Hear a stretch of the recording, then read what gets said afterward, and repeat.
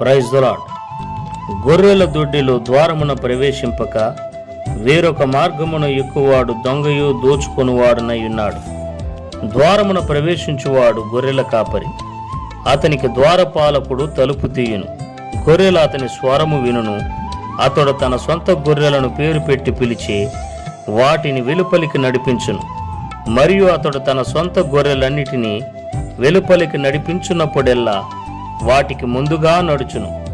గొర్రెలు అతని స్వరం ఎరుగును గనక అవి అతనిని వెంబడించును.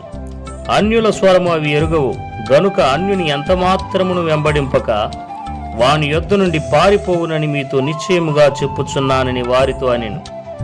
ఈ సాదృశ్యము యేసు వారితో చెప్పెను గాని ఆయన తమతో చెప్పిన సంగతులెట్టివో వారు గ్రహించుకొనలేదు. కాబట్టి యేసు మరలా వారితో ఇట్లనెను, గొర్రెలు పోవు ద్వారమును నేనే. నాకు ముందు వచ్చిన వారందరూ దొంగలను దోచుకుని వారనై ఉన్నారు. గొర్రెలు వారి స్వరము వినలేదు. నేనే ద్వారమును. నా ద్వారా ఎవడైనా లోపల ప్రవేశించిన ఎడల వాడు రక్షింపబడిన వాడై లోపలికి పోవుచు బయటికి వచ్చుచు మేత మేయుచునుండును. దొంగ దొంగతనమును హత్యను నాశనమును చేయుటకు వచ్చును గాని మరి దేనికినీ రాడు. గొర్రెలకు జీవము కలుగుటకును అది సమృద్ధిగా కలుగుటకును నేను వచ్చి తినని మీతో నిశ్చయముగా చెప్పుచున్నాను. నేను గొర్రెలకు మంచి కాపరిని. మంచి కాపరి గొర్రెల కొరకు తన ప్రాణం పెట్టును.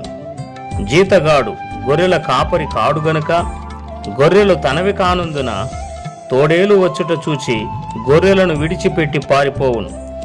తోడేలు ఆ గొర్రెలను పట్టి చెదరగొట్టును.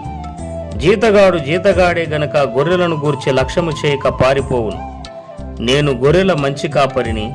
తండ్రి నన్ను ఎలాగును ఎరుగునో నేను తండ్రిని ఎలాగు ఎరుగుదునో అలాగే నేను నా గొర్రెలను ఎరుగుదును. నా గొర్రెలు నన్ను ఎరుగును మరియు గొర్రెల కొరకు నా ప్రాణము పెట్టుచున్నాను. ఈ దొడ్డివి కాని వేరే గొర్రెలను నాకు కలవు. వాటిని కూడా నేను తోడుకొని రావలెను. అవి నా స్వరము వినును. అప్పుడు మంద ఒక్కటియు గొర్రెల కాపరి ఒక్కడును అగును. నేను దాని మరలా తీసుకొనున్నట్లు నా ప్రాణము పెట్టుచున్నాను. ఇందువలననే నా తండ్రి నన్ను ప్రేమించుచున్నాడు. యోహాను సువార్త 10వ అధ్యాయము 1వ వచనము నుండి 17వ వచనం వరకు. ఆమేన్.